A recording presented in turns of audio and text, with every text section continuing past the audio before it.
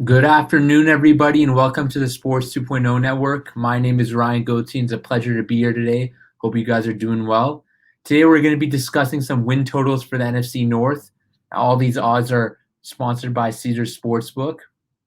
We're going to start off with the NFC North champion Green Bay Packers, who lost to the Tampa Bay Buccaneers in the NFC Championship game last year. Now, I know this offseason was characterized by Aaron Rodgers' drama, whether or not he'd come back to this team. Thankfully for Packers fans, he is back. And because he is back, I'm going to take the over here at minus 120.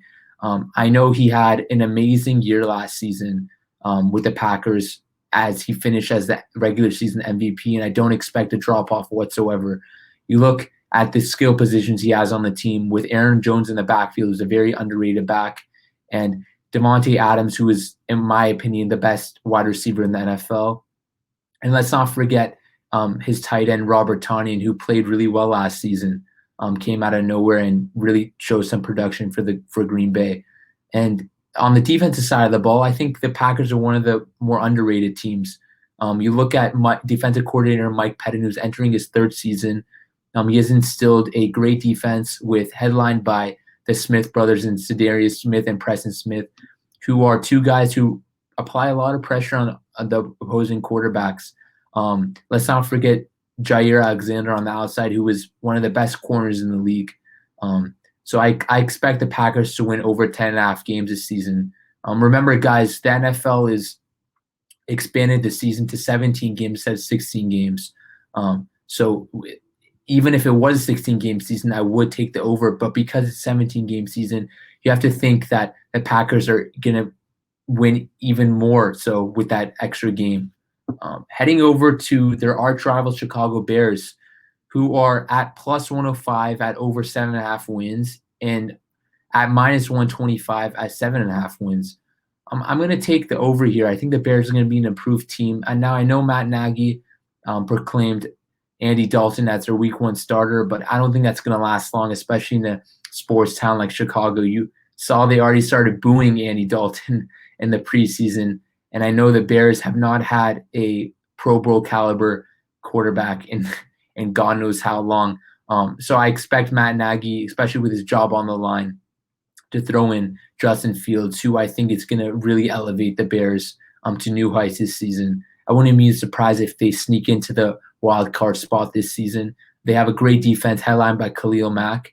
And, they got some great guys on the offensive side of the ball as well. Let's not forget, Allen Robinson is a great wide receiver. He doesn't get as much respect as he should because he was playing with Mitchell Trubisky. No disrespect to Trubisky, but he's not a great quarterback, which is why he's a backup this season. So you expect him to play better. I expect David Montgomery to have a great year out of the backfield. So look for the Bears to win over 7.5 games, especially with Justin Fields going to be coming in and playing as a starter, in my opinion, no later than week 6 or 7. Heading over to the Minnesota Vikings, who are favored at minus 110 to win over 9 wins, and are minus 110 to win under 9 wins. So it's an even split. I'm going to have to take the under here just because of the quarterback position. I know they have a talented team on the opposite side of the ball with their two-headed monster on the outside in Adam Thielen and Justin Jefferson, who had a monster rookie season. You look at their defense; they struggled last year, but I do expect them to play a little bit better, especially with Mike Zimmer as their coach. But I'm gonna have to take the under here. Kirk Cousins is a solid NFL quarterback, but he has proven to struggle under pressure. The Vikings started off slow last season, but they made up for it and won a bunch of games.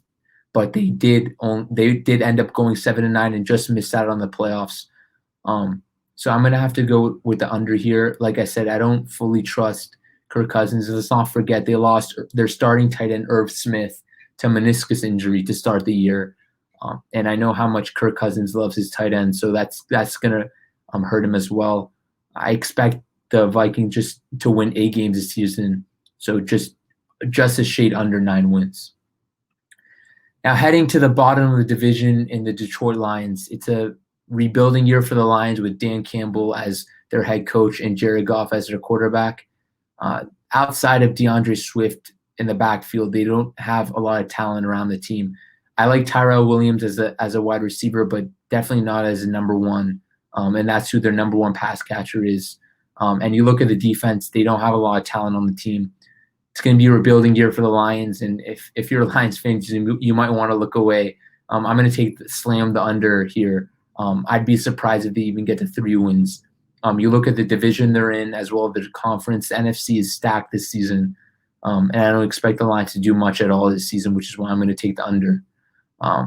Anyways, thank you guys for tuning into the Sports 2.0 Network at a great time today.